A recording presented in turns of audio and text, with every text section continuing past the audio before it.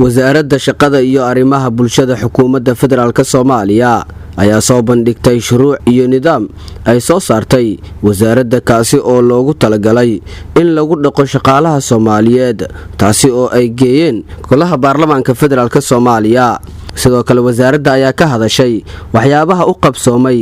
qorshahay 100 maalin ra'iisul wasaaraha dalka uu horay ku faray wasaaradaha dawladda wasiiru dawlaha wasaaradda shaqada iyo arrimaha bulshada dawladda Soomaaliya Cabdi Axmed Qaasim ayaa ka hadlay wax u qabsoomay wasaaradda shaqada iyo arrimaha bulshada 100 maalin iyo shuruuc lagu dhaqayo shaqaalaha Soomaaliyeed oo wasaaradda ay soo saartay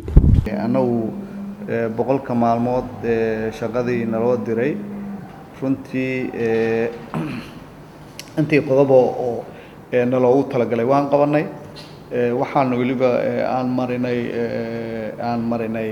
golaha wasiirada aan marinay heshiiskii asaasiga ahaa oo ILO ansixintiisa xukuumadda heshiiskii caafimaadka iyo badqabka shaqaalaha heshiiskii shaqaalaha iyo shirkadaha sida gaarka loo leeyahay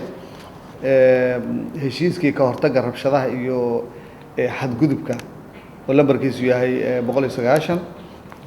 heshiiskii u socdaalida shaqo lambarkiisuna yahay 97 heshiiskii shaqaalaha soo galootiga lambarkiisu yahay 143 heshiiska wada tashiga